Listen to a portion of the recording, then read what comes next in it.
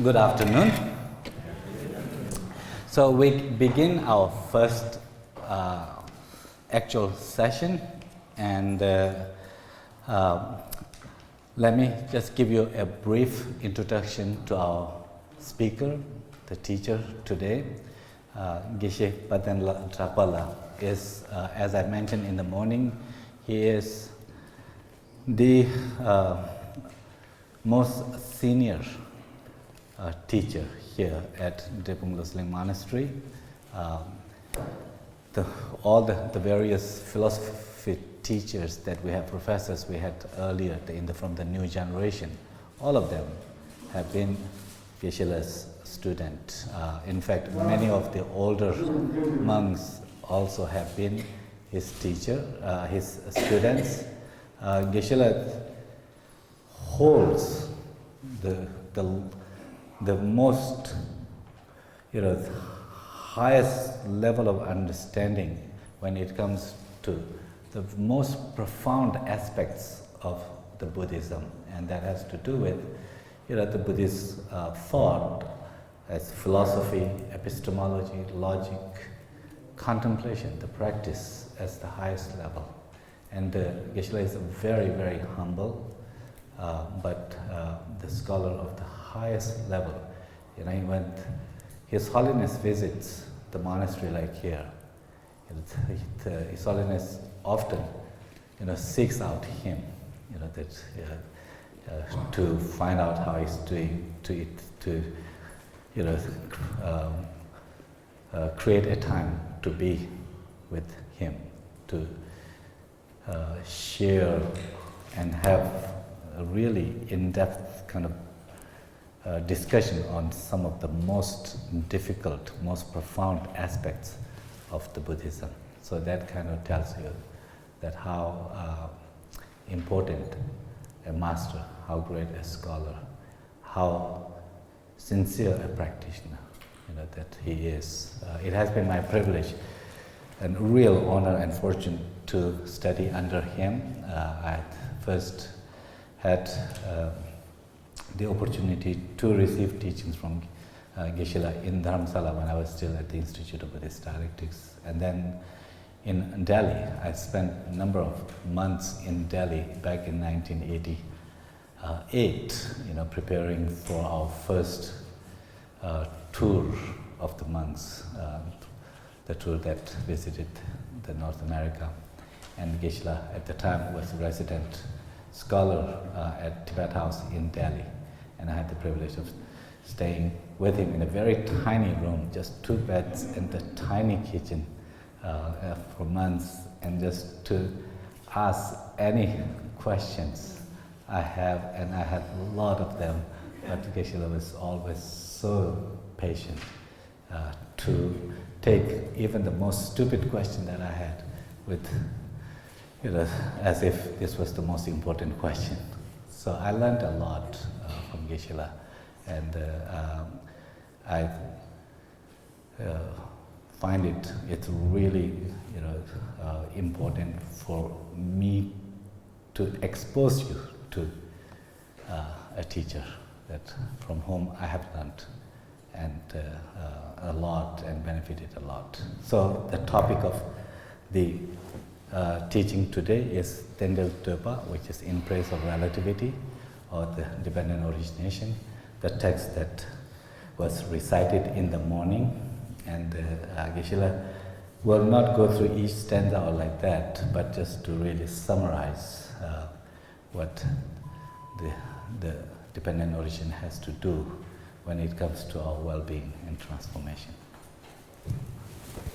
Gengi nungu tu chi shuba yin la. La sang la re la. Ta karena tu tsenda ba chuna gondu dilese la wo shoro thoma la gondu dilese shoro. So first of all, good afternoon. I'm meeting here for this session. Tenga so chuno le yore gongiren bala kakao dila so osene ane chuno le de gongiren ba joke gonda tene chene chuno le tene yore kakao dila so osene tene juyo so yono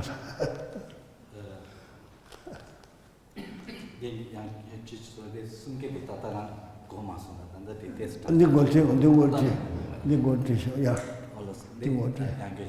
la gongirambala kakodela so jiwi gongirambala gongir so yono tene gongirambala kakodela so gide sa tiwas luso yara. So, in the tradition of Buddhism, like that, when the teachings are so said, it's a normal way to ask how you are doing, and so forth. So, in that tradition, that Geshe accepted is after greetings for the afternoon and inquire how you are doing. 모치와가 그걸 소설 관점의 교육도 전공은 미 참조도 가디 투나 세송부 중에서 되게 요래서 세송부도 가르치는 대화 접제가 아니 등을 설치 대화 접제가 저것도 세송부 제공해서 되게 되게 요래 참조가 되게 요래. So at the greetings, there's a tradition of the great masters to ask, about your well-being or how you were doing, and the reason to ask is that how you were doing. It actually that what really being asked is that that how is your attitudes, the mental states, because when it comes to well-being, it depends on the quality of the mind. So it's basically asking how you are feeling. It has to do with how you are feeling, how is your mental state. 어디서 다 다자기 좀 바꾸는 이제네 내가 내가 그 제법봉원이 또 세위 어디서 여러 세서 좀 잡고 그래서 제법볼 때 세래서. Our great master Buddha Shakyamuni, that in the summarizing really the quintessence of his teachings, there he mentions that the root of or the foundation of our happiness or suffering, that it is the mind. It depends on mind, that what quality of life we have, whether it is characterized with certain kind of struggles and the suffering, or a sense of well-being. It depends on the mind.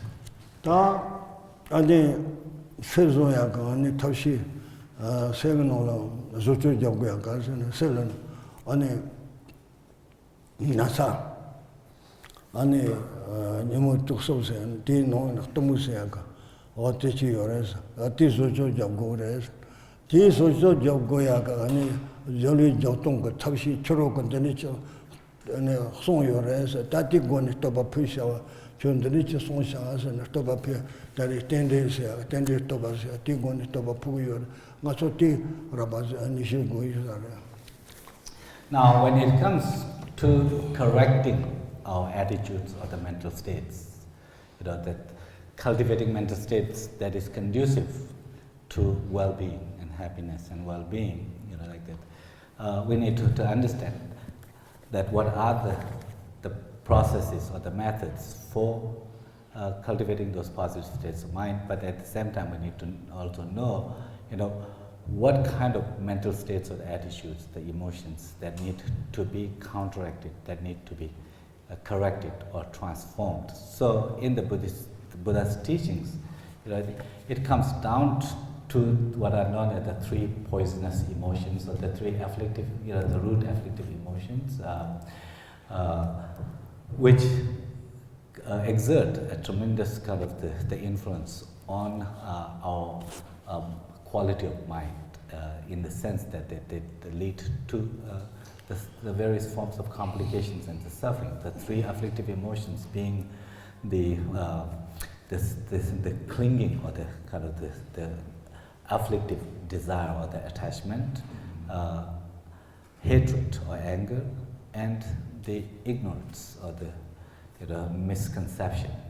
And the ignorance is the root of the other two as well. So therefore, when Buddha imparted teachings to promote well-being, it basically has to, through inner cultivation, that has to be understood as his ultimate teaching, as a kind of ultimate source for well-being, would have to be correcting that misconception, the ignorance. And ignorance has to do with misconception or the misunderstanding.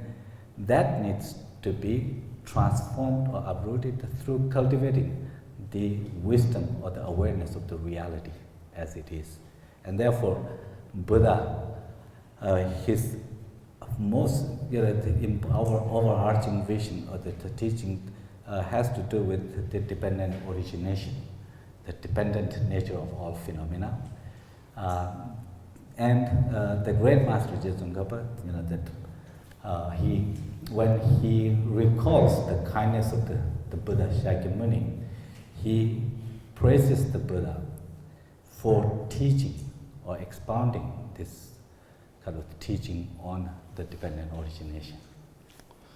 Oh yeah, any Karasana,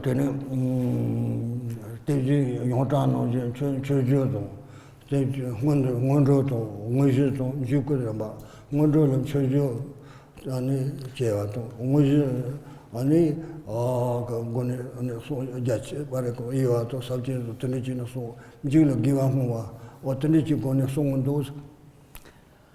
And it is the tradition of authorship in Buddhism, that when they compose a text, even like the short text like this, In Praise of Relativity or the In Praise of Dependent Origination, that's the text.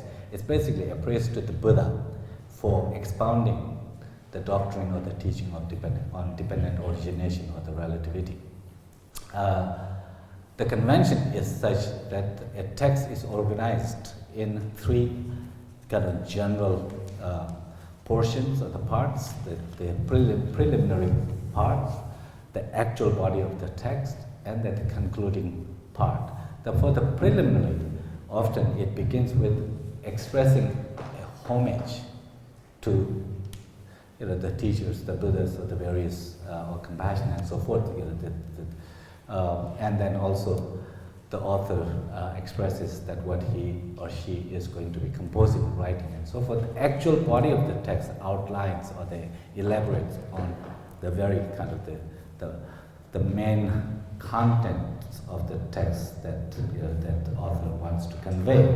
And then the concluding, concluding part often is to dedicate the verses that captures author's intention to dedicate any virtues, any kind of positive force derived or cultivated through the such endeavor of the writing a text. Dedicating this towards the well-being of all. Among other purposes. Chojo Jagar Keton, Chojo, Poketon, Chojo, Tandy, Chojo, and Kunduche. Tani Tombo Jagar Keton, Tene, Guba Jimse, Chi Kong, and the Sotate, Ronsucha, Mayamba, Jagar Pendrita, Toto Junima, Sonjas and Maju, Yimi Konda, and Sipchenda, but then they said, Tesongo. Tene Telecarata, Namos, Chanta, Tongoros, Lama. Ani menzusia to yongdong, ani goka menzusia to jamdo, gokasia to yongdo, ticketing the Tande Ponton Yotenito. Njamsia to Karasena, Pombi Yote, Tuji Betty, Sabo, Samba member, 7 Batutu, Mebazun, Tujin Jambo, Sunchel. A young Seattle, and Sunchi, Garacho Stone, Sunchel, and Garazo, sail and Roboto, sail, Pemboto. And the Tinina Yimichani. Do Bala, some circle conto, me part of somebody mentioned the machina, Gejashina, and the neighbor to the young Matawa, or Tenisona, dig a pombato, only chamber you did there, you said, Tenison doors. Now, as the part of the preliminary part of the text, as mentioned earlier, that there are various versions, but one of them is the expression of homage. Here, the Geshe Palden at the outset, he pays homage in two languages. First of all, in Sanskrit, and then in Tibetan. The reason for expressing homage in Sanskrit also has to do with, to establish the source of the teaching.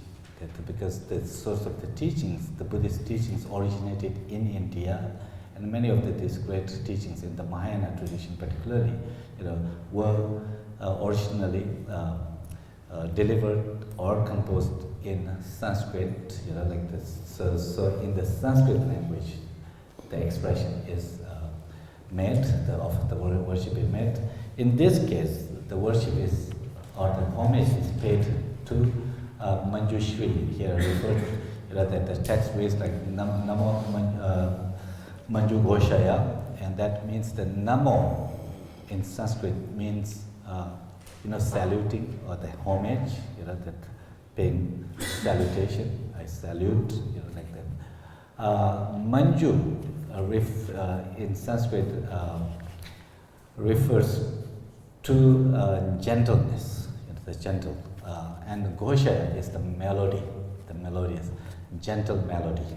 This is one of the epithets, the names of Manjushri, the Buddha of wisdom, like that. So here, the Manju, why in the name of Manjushri, this Manju, which refers to the gentleness, that has to do with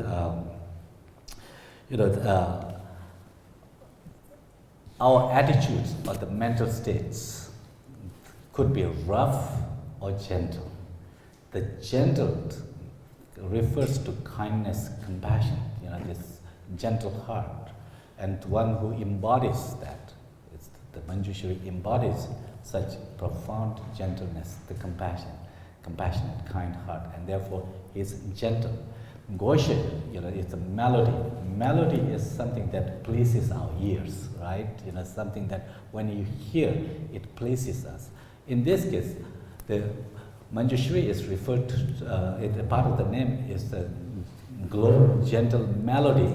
Melody in the sense that Manjushri, knowing the dispositions and the various levels of understanding of the listeners or the disciples, imparts the teaching that are like the most melodious, because it resonates with the disciples.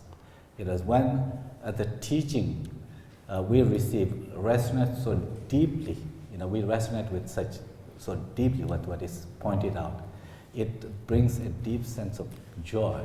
It pleases us. In that sense, he embodies such kind of perfectly matching, suitable kind of teachings that he delivers that can,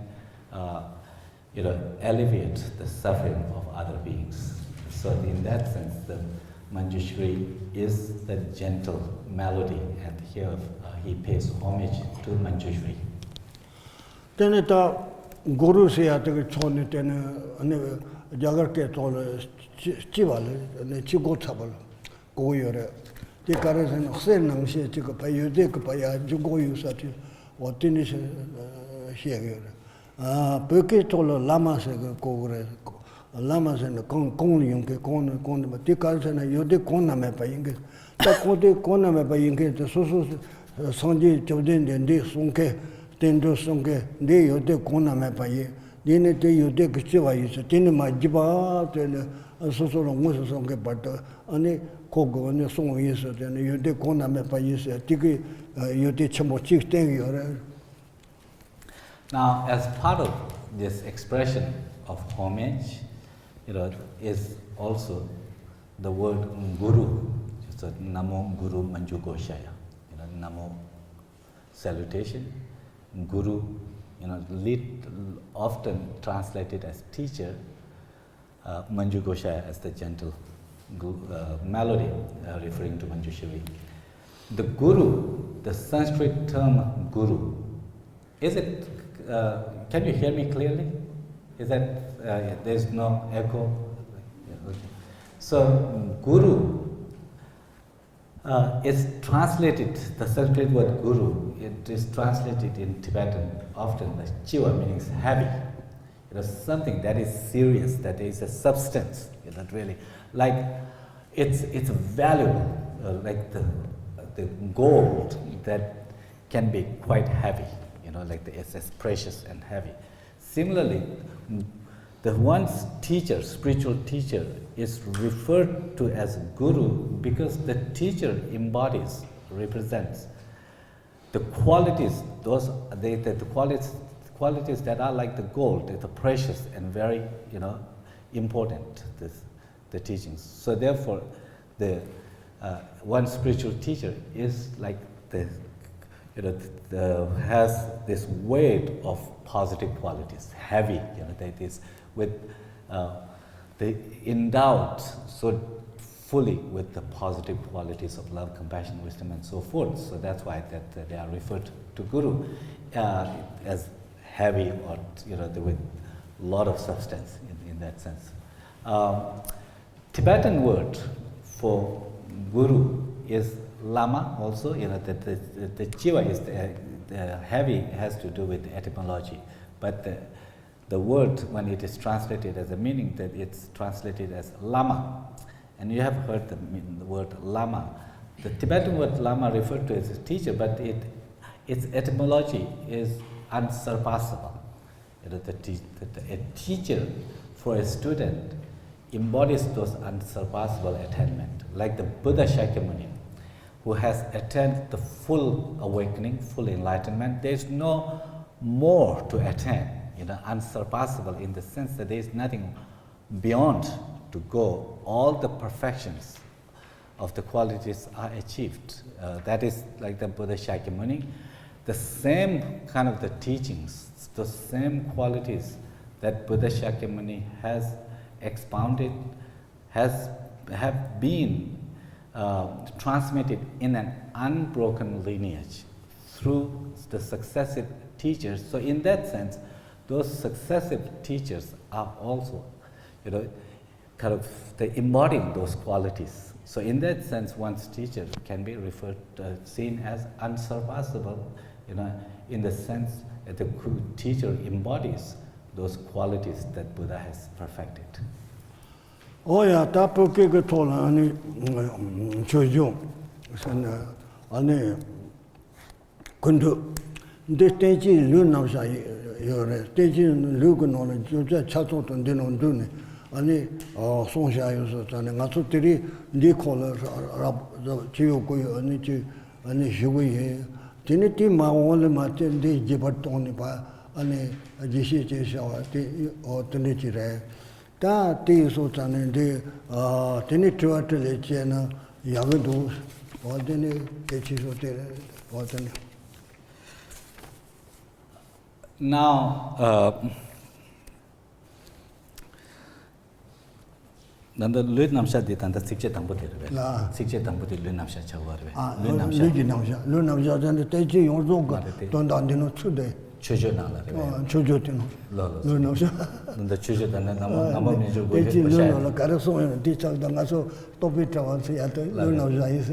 Tanda di nama manju guru manju goshaya nala chude sikche tambu la. Konji so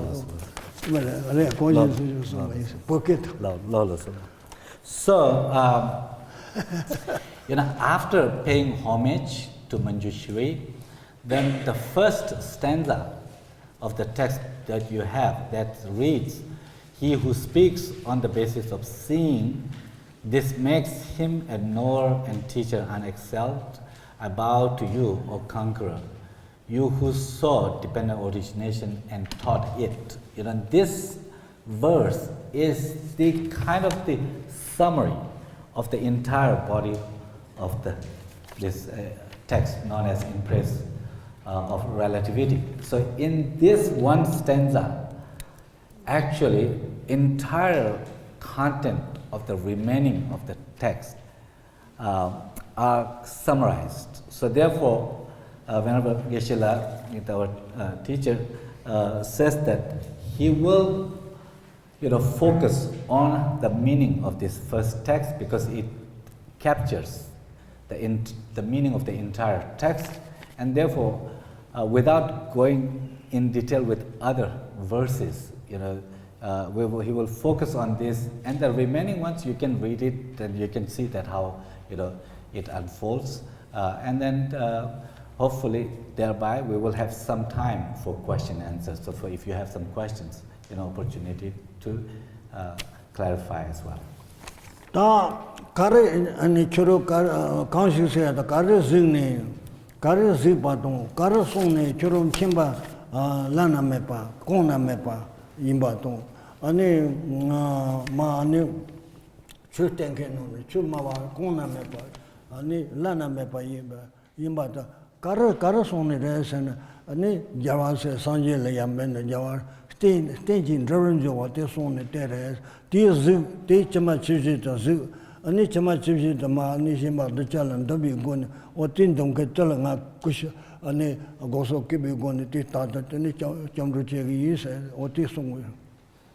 So in the text when you say that he who speaks on the basis, I make him this makes him a knower and teacher and excel above to you, right? So basically here what you are seeing is that Drepung bows to the Buddha Shakyamuni. Why? What is the reason that he has such deep admiration for the Buddha Shakyamuni? This admiration stems from the awareness that Buddha Shakyamuni, that is an unexcelled teacher. Unexcelled teacher because he, taught the dependent origination. He taught what is the meaning of dependent origination. He expounded the dependent origination. Not only taught, but also fully understood. So it taught the doctrine or the concept or the reality of dependent origination with deep understanding, that by one who saw, meaning that understood deeply and then also expounded. And so why it's unexcelled, because that he is an unexcelled teacher because of this most profound meaning, that is the dependent origination. He taught so eloquently and fully, not only taught, but he, that teaching came from his full understanding. So therefore, that he is in a true sense conqueror. Conqueror means that's one who has conquered the inner negativities, through seeing the reality, and so that's why that on the basis of that he pays homage to Buddha Shakyamuni, that praise to Buddha stems from his deep kind of admiration for the Buddha because he taught the dependent origination and understood fully. Does that make sense? Ti karare staging Drepung was at the tone of Kario, and Chotong staging Drepung was at the Kario and the Jitela and Nisho town, the Patawa, the Ditch town, the Gunga, Jites, some say Sandaji, and the Gugu. Ti Sultan, take a Tawang Umate, and Gabatamche, Nisho Tamse, Tawang Umate. Ani dance mari pase atere tanda teaching Drepung was long a tigger, team members tawire, teach and Tawa Chimbo Yimba Teres, Tiso Zani, Tisoya Tigger, you, Sonja Koroko, Tujine, Tenta, near Tuji Chimbo, Yoba, Tuji Chimbo, Gone, Gunilo, Sunchela, Dunga Digita, Atawan, Members, Taji Karares, and Deres, Tuji Chimbo, Yushuni, Tuji Chimbo, Ani, Onge and the Songwinners, Stawat in the Tajin Dron Joasi, and the Stonian Sigiones, and the Dishi Gogores, the Mepazo Gores. Di mepazo ya ketika tawak temu saya ande mepazo tawak gubernur but di taw mari pas ya tel tu di mepazo ya ande red ote tawak tel tu ya jumse te re chilo kani pat. Now, what makes the Buddha such an excellent teacher? But what is special about dependent origination?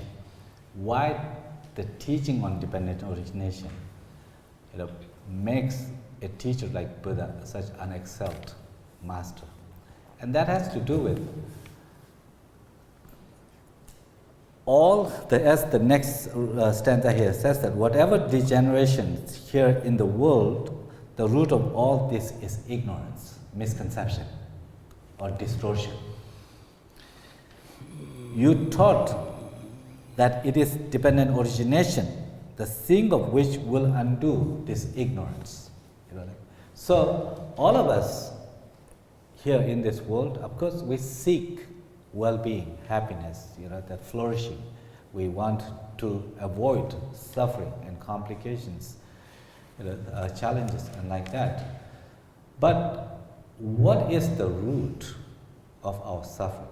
So the degenerations, meaning all the complications, the suffering that we experience in the world, certainly psychological sufferings, the emotional, psychological distresses that we go through, that you see the root of that is ignorance. Ignorance is one that is kind of distorted view or perspective of reality. Ignorance, meaning just not knowing, but rather a distortion of reality. So, dependent origination, which another way of kind of saying about dependent origination is this emptiness. Emptiness, not of nothingness, but like the absence of having fixed, concrete nature, status to anything. Now, if the root of all the suffering is this misconception that reifies the reality as concretely existing, then of course to overcome suffering once and for all, would need to be related to overcoming the ignorance itself. What brings the transformation, uprooting of ignorance, that misconception, is by seeing what is real, what is a reality, and that reality ultimately is dependently originated nature of all phenomena, or the nature of all phenomena being devoid of having fixed, independent, context-free, nature or the status. So that's why the insight into dependent origination is so important. Teaching on dependent origination is so important because it brings to the very root, very kind of the purpose that we have for well-being and transforming suffering.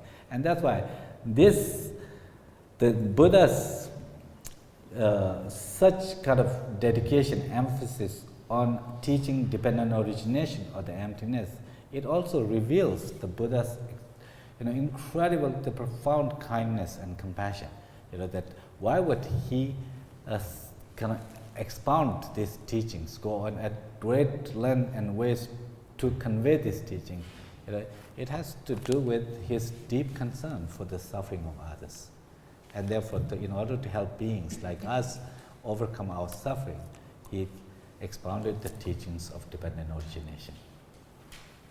Ta lo mari pasya taga ni dunga kegre dame pa gaure nongba ga ni Tranta Tomaka, Chipachitu Sungres, Radio Tinoga, Maripa, Wednesday to go to, Ani Wednesday to Damesia, the Wednesday to Tetamanda, and Uma Toshoko, Tikon, and Sungres. Now, the ignorance, if that's the root of all suffering. Ignorance, not just any ignorance, ignorance or the misconception of the ultimate nature of the phenomena, each and every phenomenon. That is the root. If that is the root of all our complications of the suffering, how do we understand this ignorance? That the identification of ignorance. Of course, it becomes important, and that's why in the Buddhist tradition there are various schools of thought, philosophical schools of thought, that attempts to understand what the reality is, and thereby what the ignorance is, misconception is. This other kind of, you have to understand what the reality is in order to know what is the distortion, right? So the different schools of philosophical schools of thought all attempt to explain how to understand this ignorance. What is this distorted about? In an attempt to understand the actual reality. But so therefore, there are many levels of explanations of ultimate reality, or therefore that matter ignorance. But in this text, the author, addresses this from the highest philosophical school of thought, that is the Prasangika or the consequence middle way school. Tale Losel gane dinga gane pe rapazo ni juna ani kumakuya oyo jitu soche milon gorko milon na baton ototo kanga soso distinto ji samne trigi yores di ke nyoda chene soso ne chongkhona ro guya to chidala bete karase gore takkangi chimbo karan yongguya ngoso chemi tawur jeza Losel logo tani se kiwa ka penra boto tani re. I think it would be important for us to see how misconceptions contribute to our suffering. So just to give you an example. For example, in our common kind of in the world, we can see that people who engage in activities like lying or stealing and so forth and so on, of course that intention behind there is to promote well-being, to be happy, to seek happiness, right? But the method that they are choosing, source that they are choosing, or the way they are choosing to bring about that happiness is such unethical or the kind of the inappropriate means of stealing, killing, stealing or lying, or the kind of cheating and taking advantage of others and so forth. So there, seeing these means as the actual ways to bring about happiness, when they engage in that, we know that it may lead to some temporary, accomplishment or the fulfillment. But in the long run, how such behaviors, such engagement, ultimately lead to more unhappiness and suffering. And like that, when you engage in stealing, killing, exploiting others and so forth, in the long run, you end up kind of undermining on your well-being. So here, this kind of gives you a clear sense that misconceptions contribute to suffering. And this is a very kind of course, very, very rough example, but we can get a sense from here that to what extent our wrong conception or the perceptions are contributed to our own suffering. Oh yeah, ta tiso tane ta ona dino gane mari pase ata ka thamu ani che songyores Ti karan rachila sagi yore se de kola. Ti tongbo mari pase ata ngonze go lo shinse lodge. Ti soso go tongla ngonze go. Ti ngonze ne tene tele tendre go yimba chaga ne ano ba. Ti shinse lo yimba ha go go. O tongbo ti ngonze go do. Ti sta mari te se a chor go ti go se mari pase ata karan ti o ti. So, in the ultimate sense, I mean, when all that is said and done, what really matters is that we need to recognize what is ignorance. That as the text says, the root of all these degenerations or the suffering is ignorance, right? So, what is important is not just as a kind of philosophical discourse or the understanding of what might be ignorance, but actually to examine within our own experience that which modes of perception or the perspectives are mistaken or the not accurate, correct. What mode of perception about yourself, for example, are in line with actual way of being, the way that we are. So, what is important is to first recognizing the distortion itself, distorted.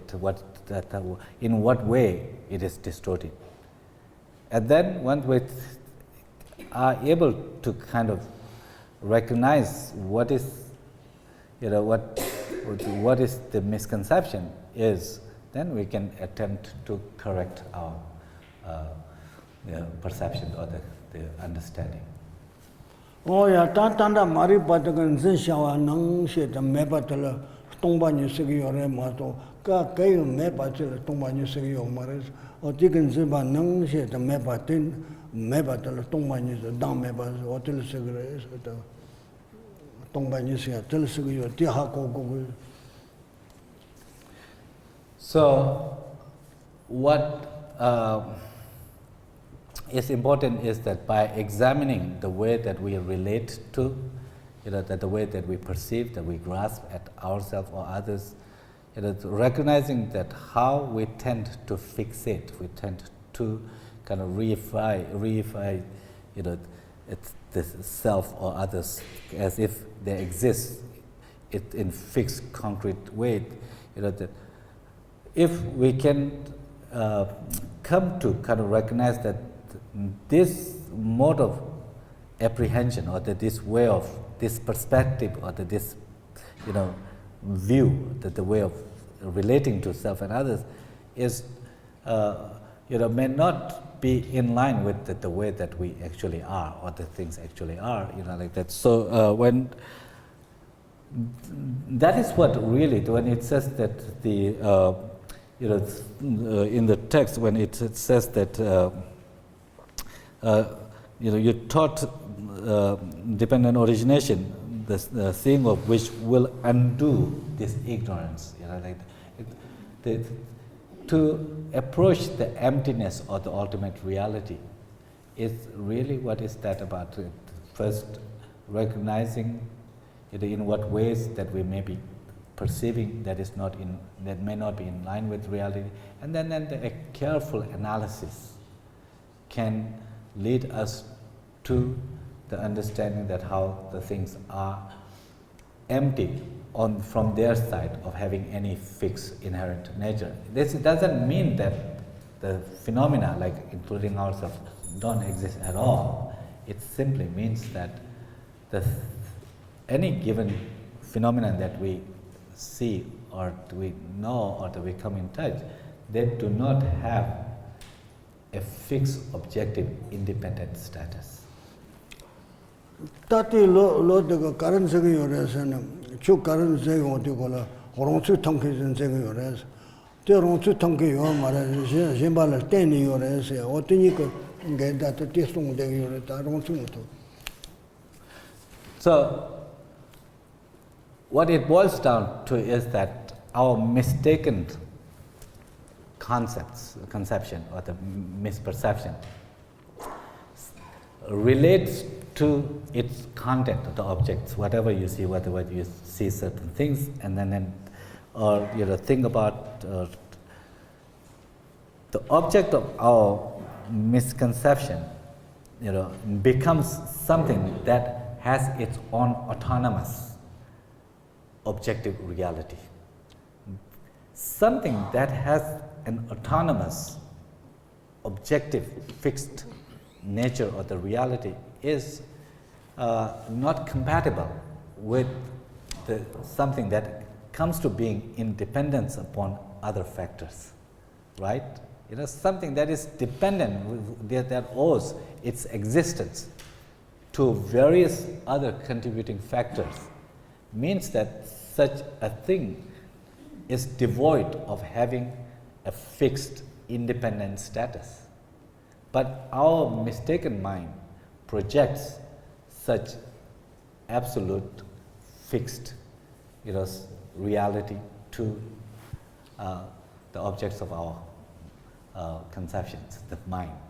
And the goal here is to to negate such autonomous, fixed, inherent kind of reality to anything that we engage with, but rather to understand they exist in utterly, in a relational, utterly in the interdependent context, not independent, fixed, autonomous, objective way. Tati penda bajishana men nebati ya long matonke to mini ke jorgunge. O tunichi to go nebata ronsu to mare koni jorgures, tengores, laures, kirapares. Koroni ronsu tobsa sanguyores, sambanola. Koroni ronsu tobayoma josun jagre. O tunichis. Yeah, just to provide you a very rough example of this, that how something that has autonomous kind of inherent objective nature is not compatible with something that is dependent on others, that exists as dependent. For example, if you have a patient, someone who is very weak, very ill, could hardly stand of his or her own, would require the support from others for such person to stand up, right? So you can say that a patient who cannot stand up his or her own is it's devoid of having the capacity or the nature of autonomously or the independently having the ability to stand up. Such a person relies on others to stand up. That means that if you depend on someone else for you to be able to stand up, means that you lack the ability to stand up of your own. Similarly, anything that exists owes its existence to other contributing factors, means that it is devoid of having that nature of having its independent, objective, kind of autonomous nature. So this example is of course very rough, but it can illustrate the example of how dependent and independent are kind of mutually exclusive.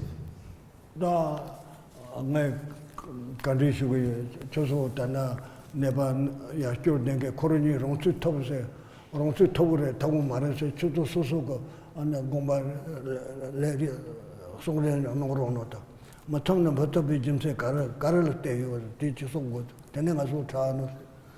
So now we need to have some discussion here, and the Geshe poses a question to you, And then the request that you be very open and frank. We will have very kind of honest discussion here. So this example that Geshe gave you, that when a certain person who is weak and ill, if it depends on other people to support, in order to stand, would you say that such a person is it has this autonomous, kind of nature or the ability to stand up, or is devoid of having that, the self, kind of the ability to stand up? Whatever reason whatever position you maintain, please give the supporting reason. Yeah. So please, is the question clear? Huh? Question is not clear. I'm speaking English. So remember that Geshe gave you the example, in order to illustrate how something that depends on others and something that is independent has its, autonomous, its own kind of, its autonomous ability or the nature are not compatible or the mutually exclusive. He gave the example of a patient who depends on others to support him to get up, means that he or she is not able to get up of his own, does not have this self ability or the autonomous, ability to stand up, or the stand up of his own, that because it depends on someone to support, right? So does that make sense to you? Do you think that this illustrates the, the incompatibility of somebody who has this autonomous ability to stand up, and when you depend on others for standing up, that do you see those two are kind of exclusive? That they don't, these are not compatible. If you do see that, that what other ways that you see that is possible? But the main gist of the question is that Geshe is asking this patient who has to depend on others to stand up. Does this person have this has this autonomy of standing up, or has lacks that autonomy of capacity to stand up? Yeah. Yes. No, he doesn't have the ability to stand on his own because he needs the help of others to get up, so he cannot be autonomous. Never much Jebayana, never Tangachikurkin Shambala, Tune Languyana, and go around to Tuachi, Marisambutus, question the Tugu to us. The Koni around to Tonkere Tomares. I let the Kurkin. What about the two who are supporting the patient? Are those two, if they said that there are two people, supporting, they're helping the patient to get up. So you can see the patient is, unable to stand up of his own, so therefore lack that autonomous power, right, ability. What about the two who are supporting? Do you think that they are, when they are supporting this person to get up, is there some kind of autonomous ability that they have to support this patient? Okay, let's go at the end. Yes. I was going to say no, because you can't autonomously support somebody else. The act itself is independent. Okay. The mogi cheba ina kyorken jiwa wala. Kyorken diye ranchu 오, 때 하고, 때 가를 아마 좀 가를 때요. 지 땡데리. Konang get sena de Kyorken diye Kyorsa de la tengo. 아, Kyorsa la tengo res. 가를 때. Kyorsa la. 교사라. No, never Kyorsa. 다 땡들도 다원은 디 조치도 파탄 되고는 내 롱수 통케를 또 롱수 통케 말해서. Now that's a very good answer. Now let's talk about this table. This table, you know, that it supports the text and like that, you know, like that. Is this table ability to support the text and like that? Is it of its own? 만도 다시게 이제 조진다 버티나 롱수 통 말에 고 공부한데 저걸 땐데요. 단다 미종에 뜻이 코로니 노노를 싸도 유바도 오늘 또 당다 또를 땐데요. 디능시 강바요 디능시 롱수 통 말에 지그 지글 때 지그 지글 땐데요.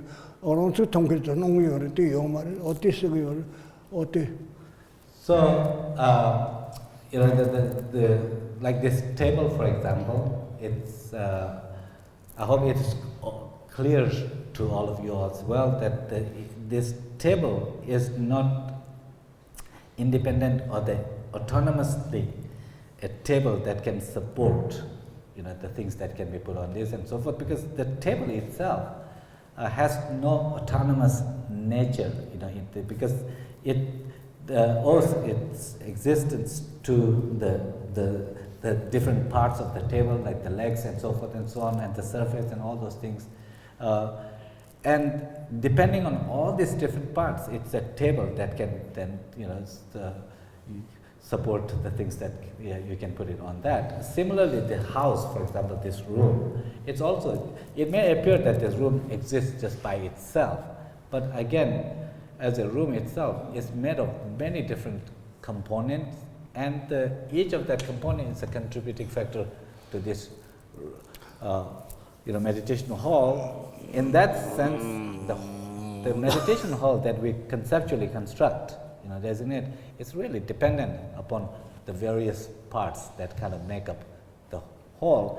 Similarly, what we need to kind of that now, this understanding we need to apply to ourselves. When it comes to the I, that seems so autonomous, so real, so absolute, so, you know, the center of our psychological universe, and like that, as if it's there just by itself, you know, that identity, the self itself, is made of all the different components that our limbs and the organs and all the different, you know, the nervous pathways and the chemicals and all those things. When you think in this way, you kind of clearly lose this concrete autonomous entity as me.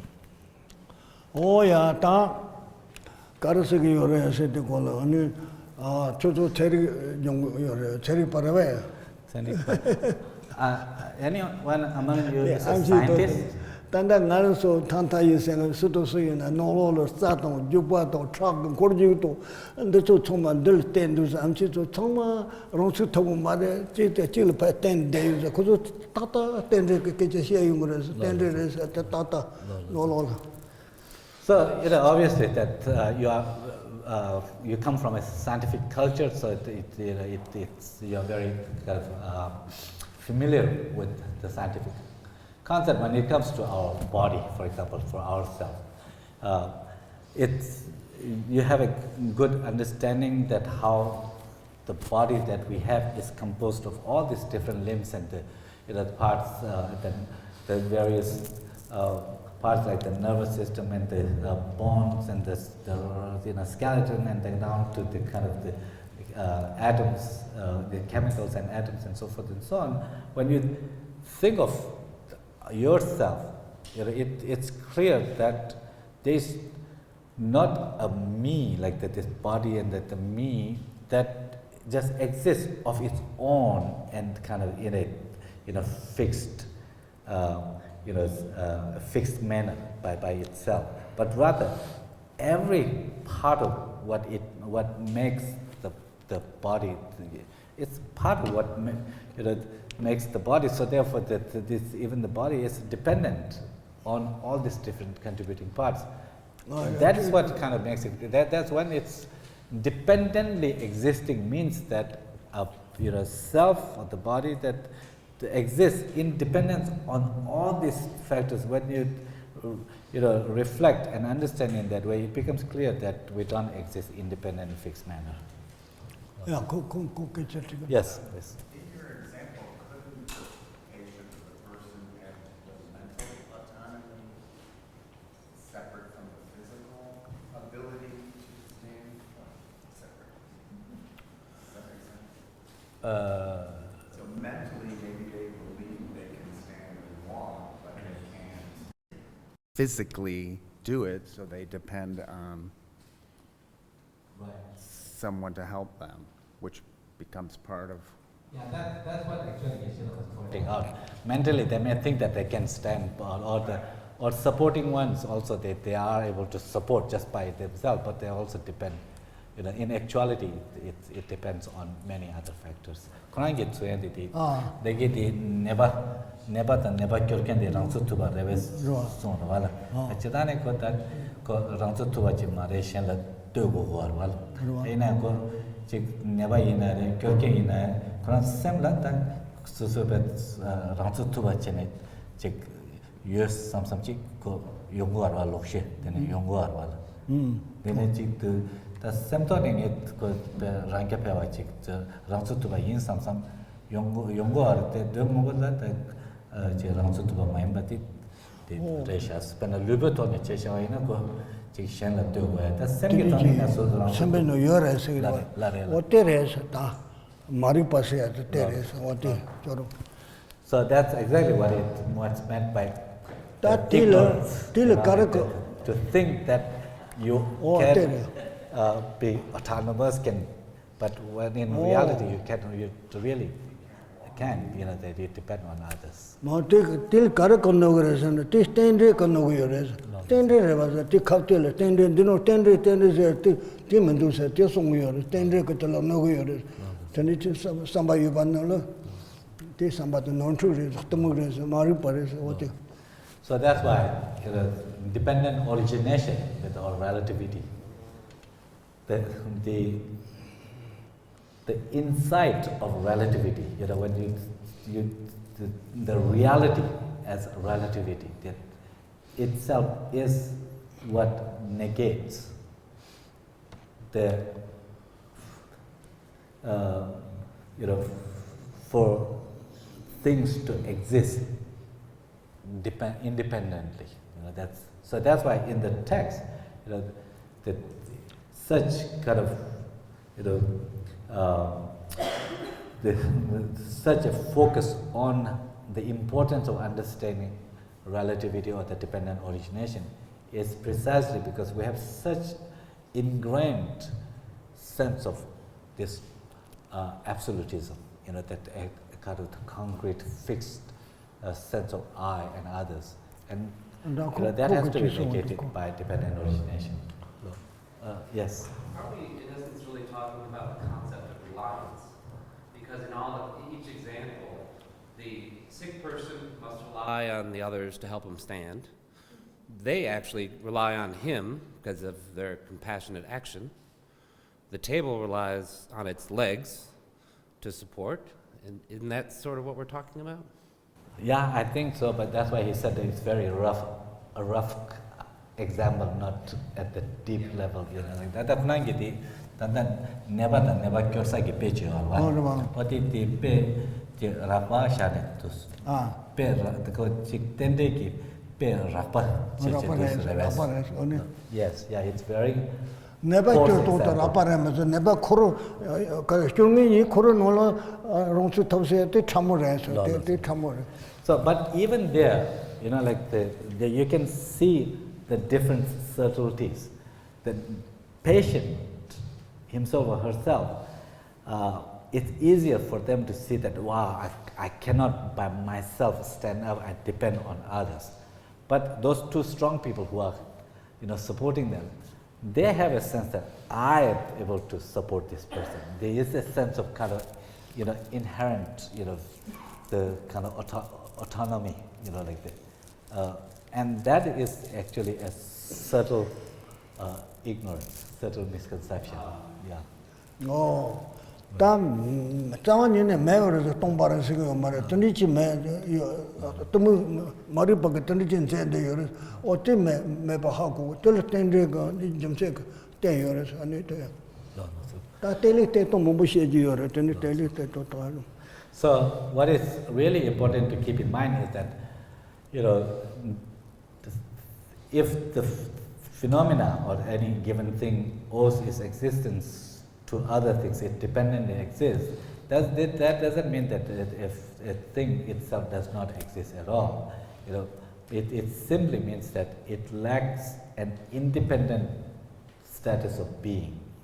It doesn't mean that it does not exist. So this is an important kind of the factor to reflect upon, that when you can understand how the things exist independently yet not have a fixed independent status, that's an important, and that the text itself, there are many, that this is approached in many different angles, and it can take a long time also to kind of really bring all the different perspectives as well. But the main part is to get the sense that this idea of ignorance or the misconception has to do with having our deeply ingrained tendency to fixate, that the things as just existing of its own right.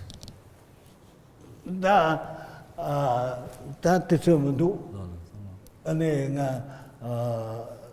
다디게 차동대 좀 라파서 쉬위 나로 삼초 단 남자는 소소 저런 노지 있나요 소소 아우지나지야 지 요대 야우지를 되고 지네 롱츠 통케나 버지 통용 그래 되네 롱츠 통케 통오되고 아니 셈바kan가 척소제 소소 통노제 소소를 지금 만리케지 남나 라우사 컨트롤로 소소로 또바 팽게지는 들 라우사 안에 척바제 되네 대원을 베테스티를 되네 바로 저는 무총지 차나 무소대 직비 있어서 롱스 통무지 있어서 대차고 내 속공을 요마통 괜다 버티자 되네 약하요 되는 롱스 통케지데 롱스 통해요 말에 수도 수에나 되네 바데 되네 셈바 강가라 아니 차도도 아니 척소도 차도도 어디 강가 요 저쪽 야포면도 생겨지는 특반사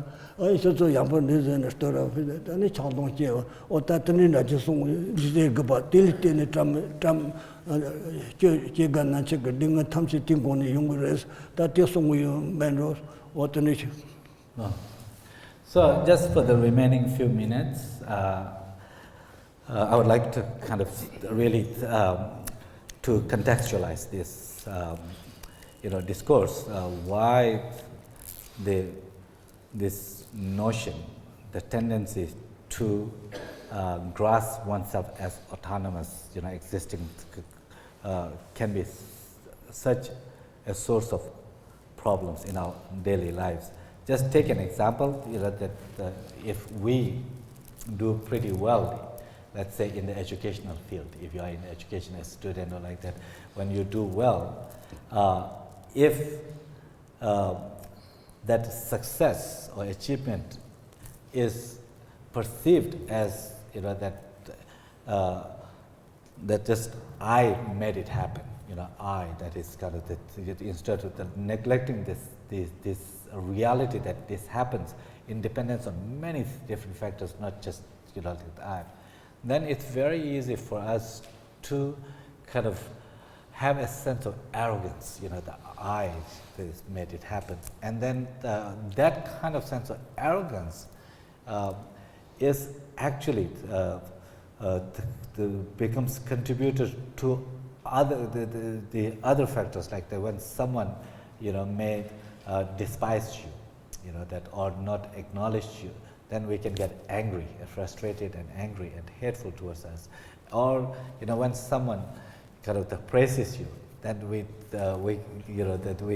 get kind of inflated, and that we might that develop as some kind of this excessive kind of ways of attachment and so forth, and or if someone is more successful than you academically and stuff, we may become intolerant and develop jealousy and so forth.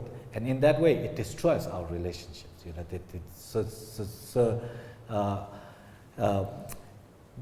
But you can see that this stemming from this misconception that the achievement that I have is just I made it happen. Just that autonomy. That sense of kind of the independence. That's what's contributing. Same thing is true on a little larger level, on a level of family.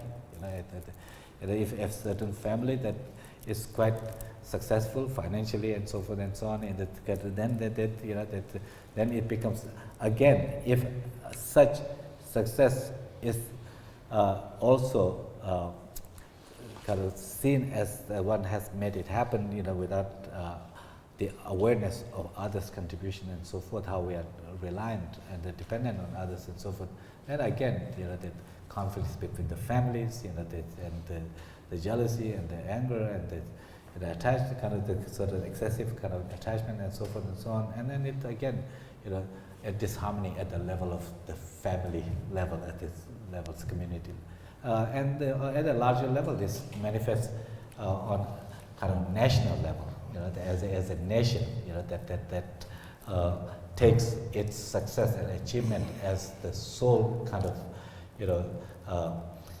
outcome of their own kind of making, that without failing to see the dependence on other nations and other people, then a nation can become quite arrogant, and then they also enter into conflict and so forth, including wars and so forth and so on. So you can see in this way that dependent origination, this idea of the awareness of the interdependence, is so important for personal well-being, for a communal well-being, for global well-being.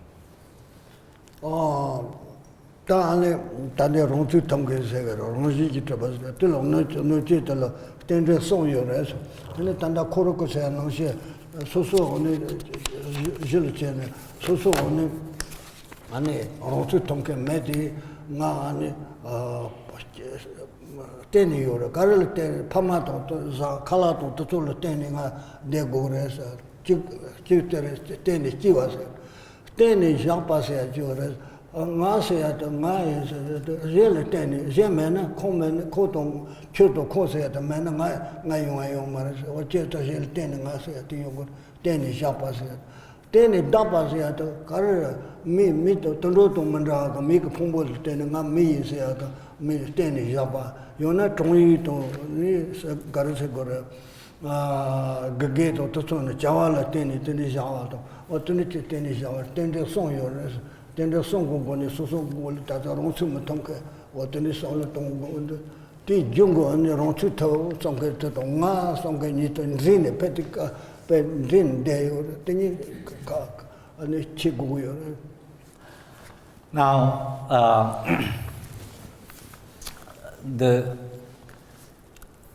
concept of dependent origination, that is actually understood at various levels, that there are three different kind of levels of understanding that we can pursue. Number one is, as you mentioned earlier, that it's a very quite coarse level of dependence. It's a causal dependence, you can say. For example, we can say that I exist in dependence on my parents, that have the father, the mother, as well as I depend on food and so forth and so on. That who I am, that what.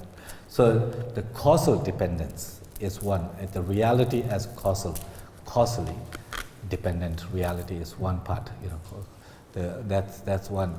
The second level of the dependence has to do with the dependent positioning, or the dependent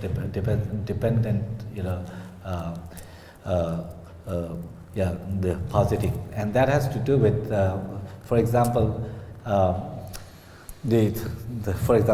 when we say the I, the self, we depend, the self identity as I depend on the various aggregates or the processes upon which you are kind of designated, like the depending on your body, the sensations and so forth. Or on another ways of looking at this would be dependent positing would be, for example, I and you, that I and you, without you there is no I, without I, there is no you. So I and you are relative, that's the same thing. This side and that side are also relative. So that's one way of looking at it. So therefore that, you cannot just simply say that I without others, but we have a sense of I just simply exists by itself. That I is only relevant in the context of others. This side is only relevant in the context of others. If something is this side by itself, it will always be this side, no matter where you are looking from. That. So they say context is what drives the various the positioning. The third part is the dependent designation.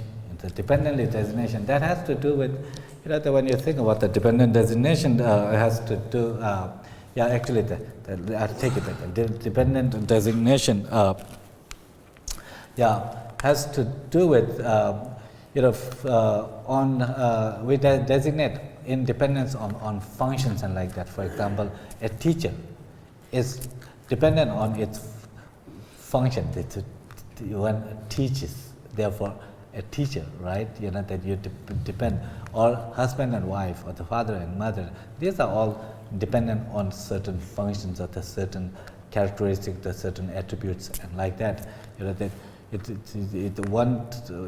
before you are married, you are not a husband. I mean, this is I'm saying that Geshe didn't say. But that's what the designation. It's a mere imputation that merely designated, based on certain functions and so forth. So that's the kind of the third level called the mere, designation. The dependent origination as a mere designation, simply imputed and designated. There's nothing on its own side to,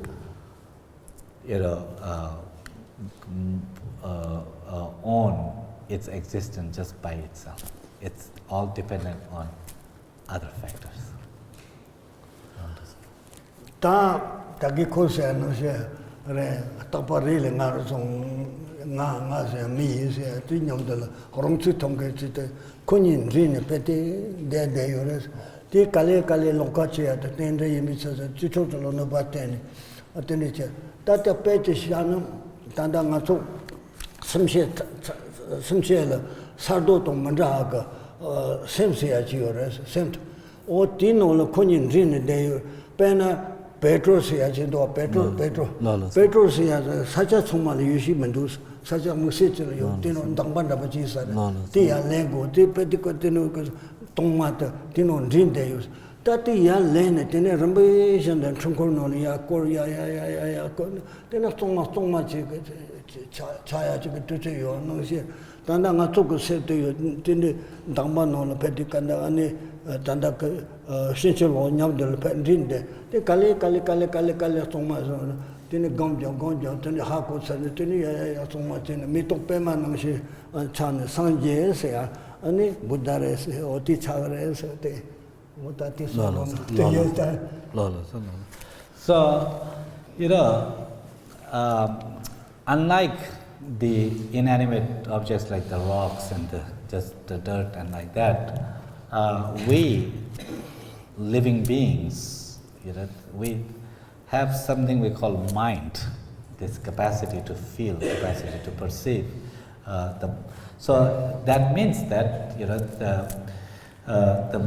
because of our capacity, this subjective kind of the entity known as the mind, or the capacity to feel and to know and to perceive, that means that unlike these inanimate objects, our mind contributes to well-being or not. The mind becomes important. That how we nurture the aspects of the mind that contribute to well-being and not. What is important to keep in mind is that as every one of us, having our mind, even though it may be at times kind of mixed with the various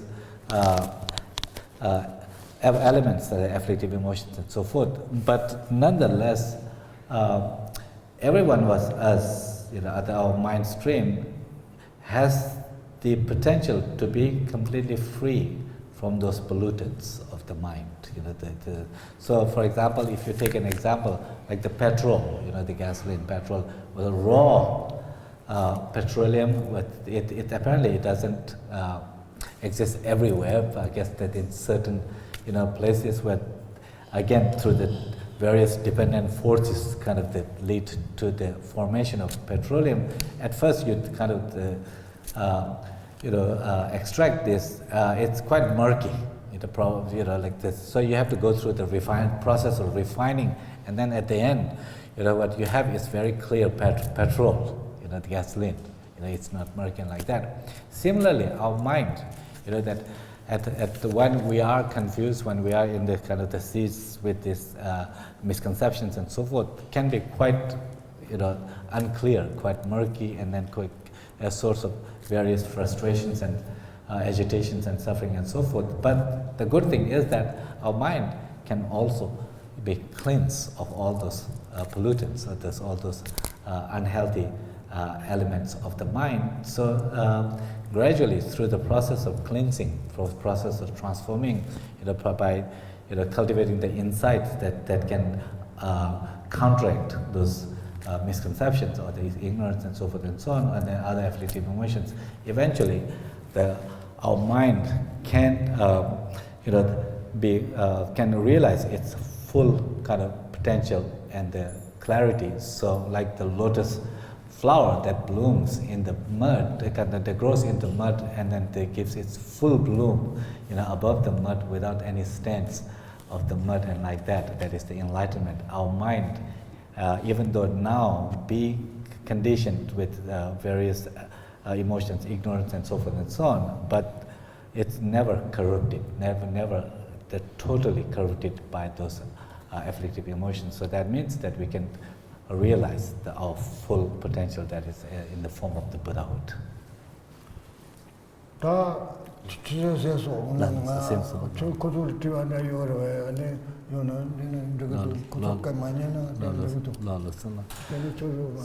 of course, it's 5:30, but Geshe is saying that if you are not tired, if you have questions, he is happy to take any questions. Otherwise, we can leave it here. What would you like to do? Yes. At the beginning of the talk, you said we need to understand reality, and so I'm thinking, at the beginning of the talk, you mentioned we try to understand reality. So I'm thinking during this talk, is there any example of a phenomenon within reality that has no conditions? So the only example I can think is like space. Like how do we explain space? Is it dependent on anything else? Or is there any other phenomenon in reality that is unconditioned? Tandati gengi degi kacho nante tamba ta chik tende shegoya te ta ngopi nesu ti shegoya ki chidur wala ta kota ti marikpa doya chidur wala. Ti ente chik ta ngopi nesu ti chik ta chik sama shen la tenne chunga shata yente cha degi war wata chik. Ta yente pena morangi tokpa saya de ti sagu tusa pena nganso namka yor wala. Namka ti ene chik ko chik shen la tenne kandes chik yungu yo nas. Ko tenne kandes shabu yo nas. Namka le yo, namka le kolo, karsa kolo, tongchaji guguresa. Tongchaji yamba, tongchaji mena namka ya tabu marasa. Yamba namka mayi bachi. Namka mayi bachi, yamba tene tole yuka, tene namka ya guguresa. Te mena yo mara. Ande na shem, morangi tiwa nipatila chik tende mayi bachi yo marwe. Tende mayi bachi yo mara, ten gore kanga ina namka choro namka karali shagayo, tongchaji li shagayo na. Tene tongcha re sete kola, te tongcha mayi baga, te tosa chi yobi chani, tene tongcha to ngonche gugure. So, a reality that Geshe was mentioning is reality doesn't mean it doesn't mean unconditional. First of all, right? So the reality is basically everything. Its actual reality is dependent, interdependent, devoid of having independent status. So the space itself is also devoid of having independent status. That what is space? For example, if you think of the space, defined as kind of the phenomenon that is explained in terms of the lack of obstructibility, like that, like that.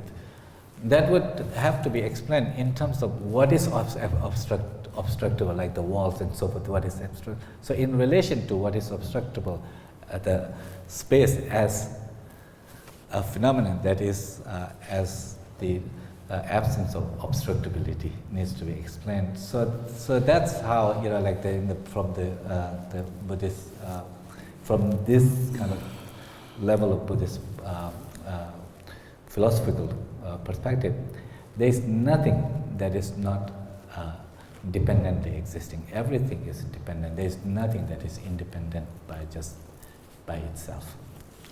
Taki nga tende song tende song she was tino ne jela tene japa se teret jeda tongcha jana thora kep kapi cha se jana aje tel tene ne shago gres what tende song no tende. So earlier when Geshe mentioned dependent origination at 3 levels, the first one has to do with the causal, 3 kinds mean the causal dependence, like the plants can grow dependent on seeds and others. The second one is the dependent, dependent position, the position. That is the space in terms of it being dependent is the dependent position. It's posited independence of something that is obstructible. So that's what it is. Thank you. Yes. Yes, please. I wanted to ask the question about dependent designation, because when I think along that line, I'm thinking that a monkey has its own way of viewing reality. I am designating liberation and suffering and so forth. So there is no. I feel like it's basically whatever anybody wants to say. So maybe this is only true because I have a human mind and I'm making these designations, but after that, who knows? Tanda the somebody about tene takwas actually. That tene tas the mo kita tik tene tas the ko taken la rale go to has pen pius or chimbaina ta koran ji to ji thonte tamba koran sem gi anjik ta ne khari min ta so ta yong war wa atana shin ta chik tene takwa se tamba ko chik ta khen gi khare ta ta suro chik chawa suro tene thung dos kande tangke ka karacha ta khen gi ta tene takwa se ti wala ta khen chi gi khare ta suro chik ko yimba suro chik ma to तो टांके का कर ताता छमारे तेने तासे तल ने बेना 종이 진다버지 ने को 자와 띵고니 당이 요래 암치는 암치 레카팅 거는 콜 암치세 당이 요래 때네 따세 따가 때네 따세 때니치 때니치 상이 요래. So dependent designation, I mean, it's not to be understood as that existence is whatever one designates. That's not the way that it's. So designating independence upon certain functions. For example, as secretary, we call somebody as secretary, right? Secretary in a particular convention it's a designation for someone who has a certain task of writing and whatever, you know, the function. That is the how, you know, so it's the same thing for the same example for any other. That nanda the doing my page batches on my back and doing my back is doing it and page batches on some gingy. So anyway, yeah, another example Geshe mentioned, not the secretary, but I forgot. So I was asking Geshe.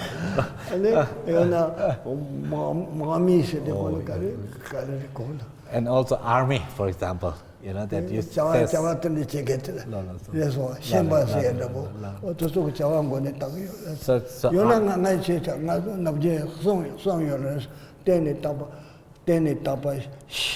Shindris, and also Shindri, Shindon. And Mabu, Chambu says, Lamna, Sonka quarter with us, Danny Tapa, Tachuro Kodoa, Shindri said the Karako, Danny Chiva, Marbu said the Danny Tapa, Trishila, Danny Ko, Mabuta, Chambu said the good Chihuahua, she's all Chihuahua, Danny Chimbu, Chihuahua, and the Sonka, the good Tumres. You know, like other examples like the soldier, you know, depending on what function they do, with all those different kind of the designations we have, these are dependent on the various functions. So it's not like that you can, you know, you call a dog a soldier, I mean, it doesn't work. You know, in the convention there is a certain function. So now a very wonderful example that Geshe is giving is that all those three levels of dependent origination, if they can be kind of understood for it in a statement. For if you say that kind of the you know fruit, a fruit, you know, like this, that is red, a big red fruit. When you said a big red, you know, fruit. When you say fruit, you know, it applies that it's in Tibetan word Shingde, meaning that the fruit that is born on a tree, you know, like that. So that it shows the causal dependence. If let's say the fruit has dependent on a tree or the plant, you know, like that. When you say red, you know, that it is the second level, the red, you know, independence on other colors, red and white and like that. So you can't, if you only had the one, that it would not be, you know. So it's dependent on the kind of the contrast with the others. And then when you say big, you know, that has the big and the small also, that you designate independence, that's the dependence, you know, in contrast to the big and like that. So in the three, you have all three. The mamo ditene takpareve. So red one. So red one is the third level. You know, when you say big red, you know, kind of let's say walnut fruit, you know, plum, red, big red plum, for example. Plum, you know, that when you said plum, it depends on a certain kind of tree, you know, it's come, so it's, you know, plum grows into a tree, it's causal. When you say it's big, it's the, you know, the dependent positions, you know, that's something big in relation to small or other sizes. When you have red, you know, that red, it's designated on a certain kind of the coloring part, you know. So therefore, that red is as it's designated, you know, that it's the fruit is designated red, you know, because of it, the certain pigments and so forth. So that's why. So it's a all three. Yes.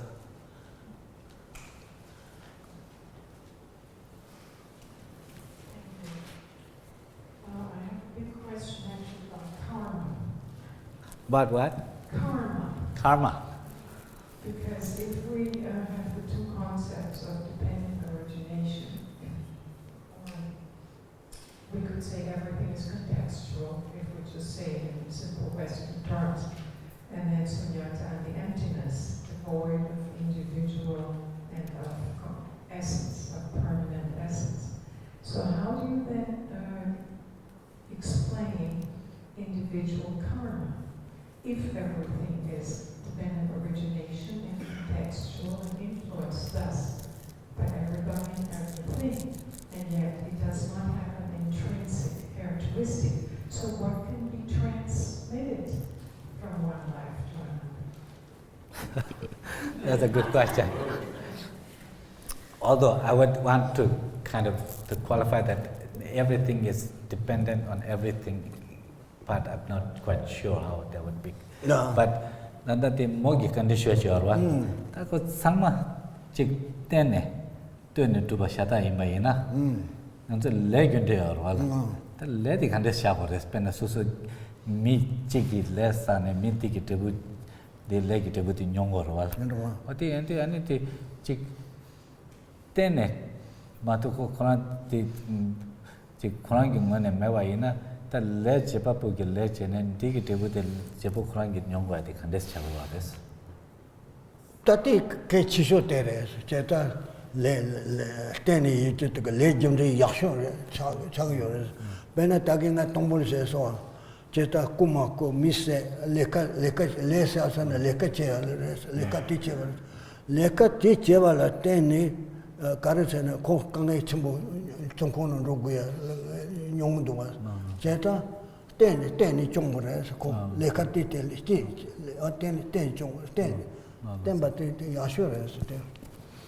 Actually, the karma, that karmic reality, karmic causation can be explained best within the concept of dependent origination. If you take it out, it kind of falls apart. To take the example, for example, that the Geshe gave earlier, that if someone engages in certain action, karma is basically action, right? The action. So someone engages in an action of kind of stealing or the lying or the exploiting others. That action,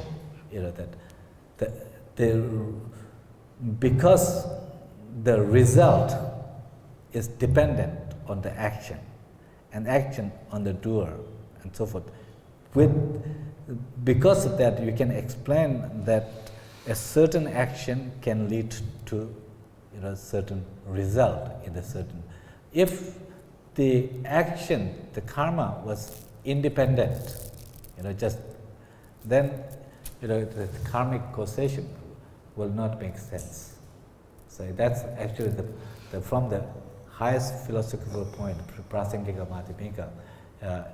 If you negate the relativity, then karmic concept cannot stand. Tanga kecha chitiya yo choro chota leji jawon mutso tega pu japasena digumdo kambo chimbuti se labo dola tenda sabga kogur kane koyo se lauda. So, before concluding, Geshe wants to have a brief quiz. And that is, he wants you to explain in terms of those three levels or the three kinds of relativity, the dependent origination, in this statement.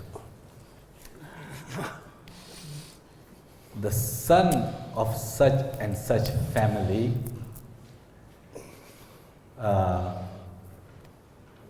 Cambodia ni karere. Cambo. Ani? Sha Cambo. Cambodia. Ani? Ati olu chimbu. Chimbo. Chimbu. So, at kind of big or big, not in the sense that heavy, but tall and skinny. Son of such and such family. When someone makes such statement, in this statement, how do you see those three levels of dependent origination, manifesting? A tall, skinny son of, certain family. I mean, let's say, what kind of, Rockefeller family. How do you see this? Okie dokie, I'm gonna try this. 나 군한게 탑시 군한게 디가 랭가 탑시지기 인사. Yeah, okay. So, sun is caused on having parents. The tall and skinny are positions, and being the son of such family would be the designate, because he wouldn't be a son unless he was part of the family. Oh, okay. Is that what you meant? Let's ask. That morangi cheba inar wala.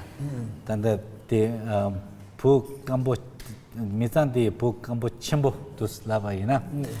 Pu lava tigi tende tabe. The gyugengi tende de chimbo. Tende keba de chimbo dus. Da kambo ta ringbo sena ta chimbo sete tamba. Tene the chimbo ta kambo se kambo ta tene tampare. Chimbo te kambo ta chimbo niga tene shakbare sha samoge. Temare. Chimbo te choala tene shakore.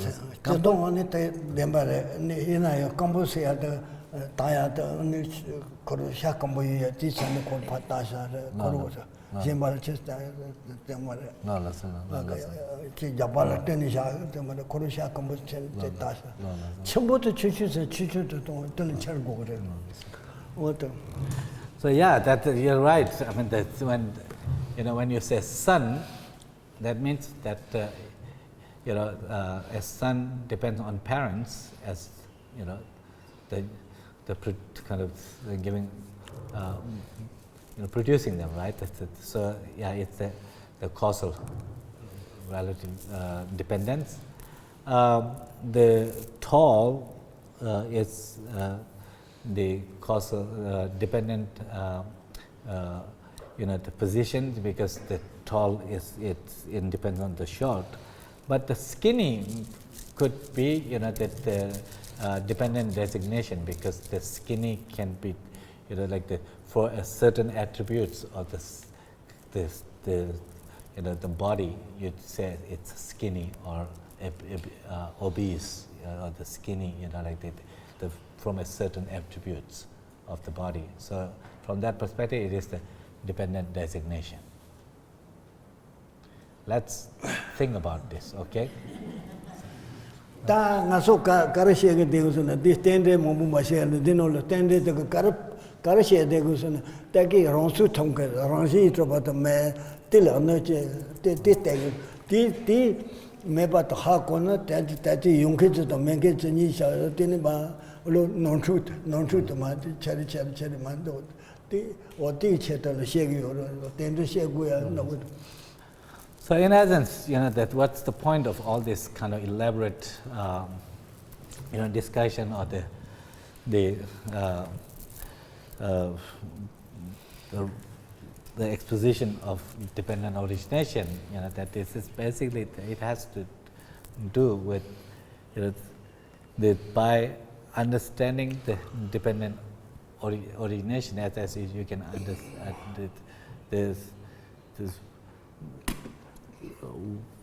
you would, the point of this is to know what is dependently existing, that something that has no inherent or objective inherent kind of the position or the status. These are all as a way to, negate kind of the position of anything having a fixed, inherent, kind of independent, objective, status. So that's why that you kind of perceive from the angle of causation, from the how the relative position and how designated on the functioning, and all this in very elaborate explanations and all, have to do to strike, that this kind of deep innate tendency we have of taking things as face value, as existing inherently fixed manner. So because that being the source of so much of the other afflictive emotion and suffering, extensive analysis and reflection on this dependent origination from different perspectives is very important. Ananga choro kejati tiki, choro namkala kama to temba to tum mazam me karel ten deyo rasata mazamayon. Geshe has a question for you. So that is, in the space that you have, when there are clouds, for example, or also there are stars and like that, right? In the space. How do they not collide with each other? How do they maintain their this position, kind of certain distance and the position? How is it maintained?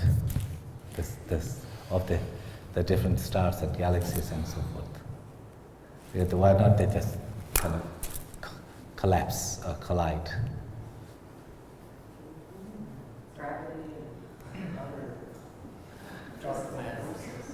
They're just natural principles that make the universe work. Karasgino. That consider tenshu or well, that they that sata yogarta sobe. Tenshu de Tendre koto teri baka tendre tani siya tenshu kore rongchu tamni dega marasa. Koma rongchu tamni dega marasa. Ona nima chapu shibujire oto te nima chapu to karal tendre karal tendre tare. So that explanation is great. Gravity. I mean, it clearly shows that if there's no gravity, then those the planets and so forth will collide. That it would not maintain the kind of its position that it is.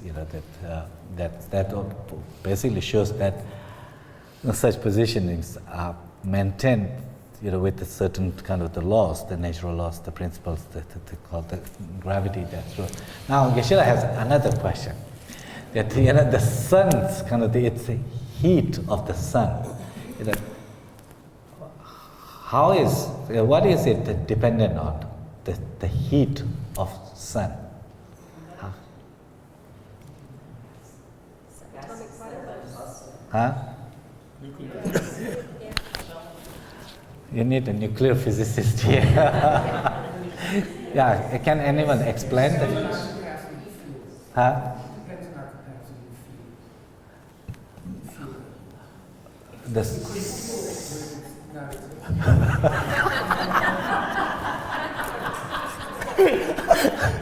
Quando deixi de estar já me lembro que chega de falar que tinha de nima sabo chegar wala nima sabo é também tem antes que nima sabo chorma solat rale que dos koro sabo maro esa. So the sun itself is not hot. It's full of energy. I can feel the sun right now. But if I get in the shadow, Okay. Te amado tanichi sunga yora kalachi na jimbuto majimba sia to soso ko topa kare ma to pachoni jimbuto majimba yo mares yene pachoni jimbu yene chongma le jimbu gore majimba yene ko majimba soso ko topa se tende ke yora se joro ko to pachi tende chosa. Yeah, you are probably right. Like that, what you are saying, that it's whether something is hot or not. It probably depends on there's someone sensing it, or not. Which is actually, like the other examples. For example, the food, whether it's delicious or kind of the disgusting. That also depends on who is tasting, right? If the food delicious quality, that nature was inherent by itself, just then whoever tastes it will have to taste delicious, but that's not the case, that something can be delicious for some and disgusting for others. Yeah. Yes. Yeah, Jim. This is kind of a Buddhist philosophy question. I think I recall a story where someone asked the Buddha, how did the world come into creation? How did it get created? And that he just remained silent. He did not answer that question. The story. So, then I also someone asked His Holiness, because they heard this Buddhist theory that there is no beginning, there is no origination. What about the Big Bang theory? And he answered, many Big Bangs. So is that still the Buddhist basic philosophy? There is no Beginning. first cause, no Yeah. actual origination? Ta kunagi tiwadit sabur reshala. Tati kuna nangcho nala tanda dengan so lumatengi tawa ya wala. Lumatengi tawa ya wala. Chumnen dala ani jikten thata tenda meten tus kandi shute taba ani chumnen de la de lema kyo shuares. Jasan de ki dreshe dala khashi ki kare kya go rasi tamba. Chumnen de ki lema kyo de ko pana jikten de ko ta de thome thata. The Tameta Senator to go Lema Gadi, then the Tometa Yomares. So then the any Tometa, the Tala then the Tometa US met Nationality Tometa Mevasonta, and the Mason arrest and then Langaka then it go Nyosa. The energy Nimachi Kundunla and Michigi, the country Shuachilla, and Getor Chambota, than that thing and Twigi, thank you come day. That Thomas Duvet, Sandy Batsuki, Getor Chimbuchi Chunchani, then a Shine and Kodi, the Rimbe and it, Gokal Sobatus Charles, you are one. What did you Tambani? They then come there and it, Thomas Duvet, the Getor Chimbuchi, then it, Juma Mareves, Kadrichi, that Benedict, the June de Yana, and it did that it could, you think come Juma Thomas, the Tometa Yoba Chago Maris, Kandishi, that it. The Jikten come Jerabachi Chunai get tomorrow, but the Nashimabutus, Yarestus, Kana sauce. Jadan did Nangchui ki tonet, and it chick to start the reverse that day in by Yena, and it chick Nangchu toneta and chick Guk, Provata Jikten in a remi in a Gupatse to Vayana Toma de Resetani Shamatu Chagua reverse. Pena Chulu Jite Kopa Kelenkaina. The Tommy Gucci could the Jitan Koba Shabu or what? But then I said, Nancho Tone, they take Pen Jitan coming at the good parts to Tomania Meva in the and then Jitan Koba came in Lembata, the Sham Mogoa did Tone to Chaguar West. Jitan Koba Mash the Shahua Marwan and Toki. The Sham Mogoa did that the Tome Ta. Shall Tometa Meba, Damja Suya did and Deva Chago Arves. They Tagarong race, Jiti Chepapu only Kazakore, Mese, and Jiti Chepapu only Taparong Junk, only Koroko, Jite Koba, Television Kosame, Chepapu, and Jite Chepapu, say he says in the race. No, Bagatis, send the Kanichons, or the Tomares, or the channel. And then Baki Chambukeja and the Kotogo, when you're so we are Baki Chambuko, Nelakan, and Baki Chambu Maki, Koro, Baki David Kauta, Kanisi Chombore, what to do to Matanda, Hakoyam, and to get mathematics. I don't understand same quality. No, me children sell Thomas. Certain you teach about it. Then you only own the So yeah, I think that's a really very important question that you raised, and that is true from the Buddhist point of view. The first mover, kind of absolute, intentional mover is not maintained, but if you ask that all the kind of the elaborations of the galaxies and so forth and so on, or everything that exists, you can in a way say that it's all as a result of the mind. That it's a result from the mind. The mind creates. Like the actions and so forth, and so from the karma comes the various, multiplicities of the worlds and so forth and so on. And then now you ask that where the mind comes from, and then can you kind of trace? Can you come to a point where this is the beginning of the mind? Buddhist tradition maintains that there is no beginning to the mind itself. So that's the Buddhist position. That's true. As opposed to in regard to like this Big Bang and like that, this is Geshe says that it's really that we need to ask scientists, that how the Big Bang occurred, what was there before Big Bang and like that. A Buddhist position, of course, is that there could be Big Bang, but there could be many Big Bangs. That is, this universe has started kind of somewhere, but that's not the absolute beginning of the universe.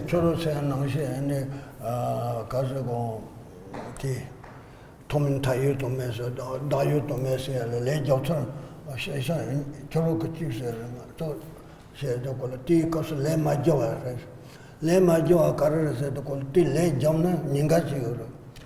Ani karase kore koro kosi jachi, ni jitesi ata koro ko tiwa lenge ko atomasi aga da tapachi saule toni, tel tayo me ti wushu res. Din chegi ores. Din chegi ko tel tayo maris ne ko tanda dame tesa ko no me ko chesta roya kini ga yor ti chen mate bares. Oya ti chen mate dame bata koro ko ta ro ja sha sha ta oya chire.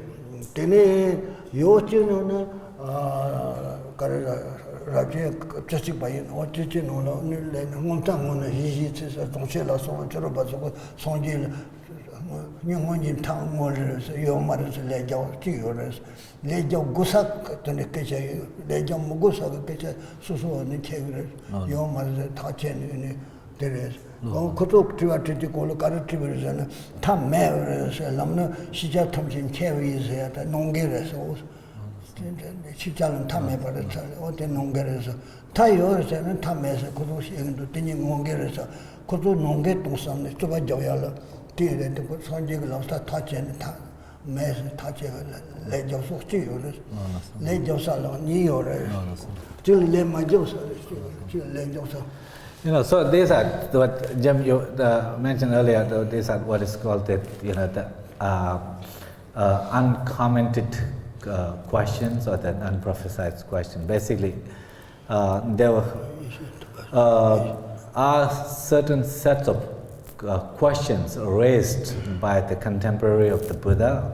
The various whether the questions like that, whether the self and the world has the beginning or not, the end or not, whether it's permanent or impermanent, whether the Buddhas continue to exist after they attain parinirvana. Those are the questions, what is known as the unanswered questions or the commented questions. So there are two positions to that. That when some have interpreted Buddha's remaining silent as as an indication to you cannot really say there is beginning or not. So therefore that you cannot answer. So he maintained the silence. But there is another position, that is that in maintaining silence, it reveals Buddha's omniscience, Buddha's understanding, because Buddha knows where the questioner is coming from, and that the question raised, this particular question, whether the self or Atman, and the world, have beginning or not, or the end, or not. The questioner is coming from this self that exists autonomously, Atman. So that if the Buddha were to say that, that there is the answering is to say that there is no such self, that this person, because so much of his kind of the life philosophy and the life depends on this concept of having firm sense of the Atman.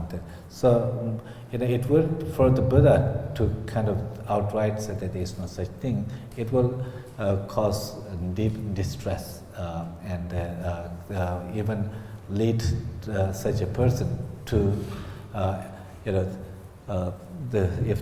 because of this with the Buddha's statement, if he accepted that, would lead to this kind of this position that the self simply does not exist, instead of not the concrete self doesn't exist.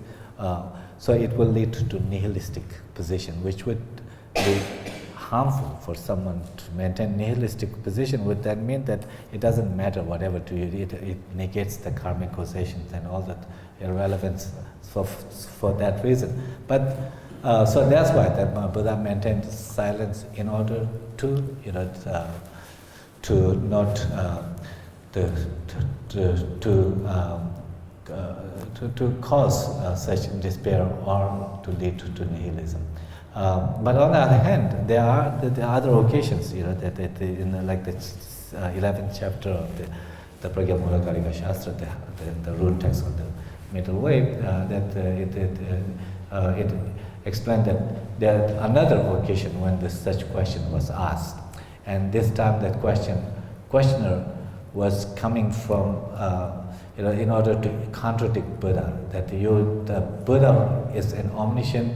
If it is a omniscient, you should know that there is a beginning or not. If you don't know, it reveals that you are not omniscient. That's where it was coming. And then that Buddha actually explicitly said that there is no beginning to the world. Does that make sense? Yeah? Make sense?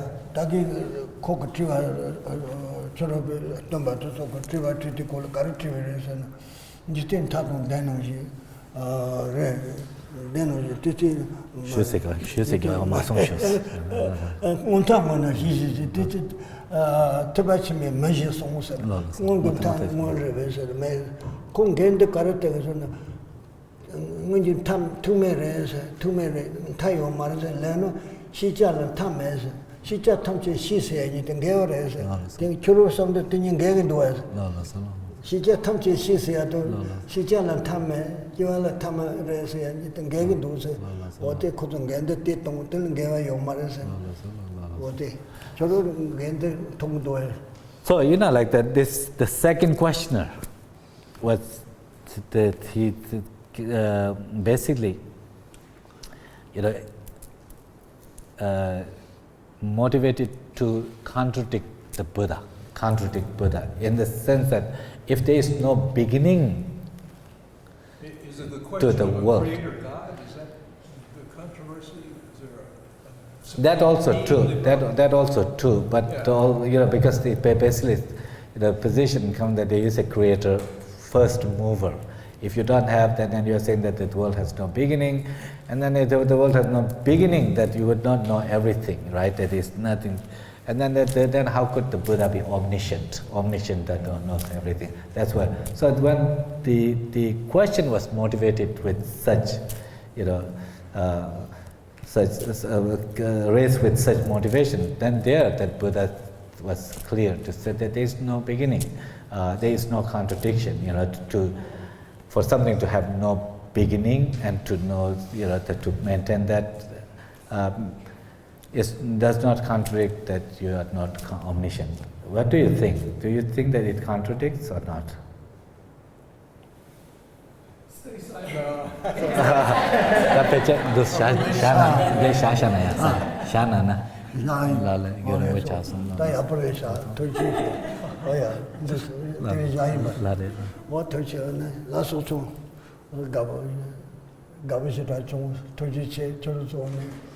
And then I saw you did you go and I told Thomas, got a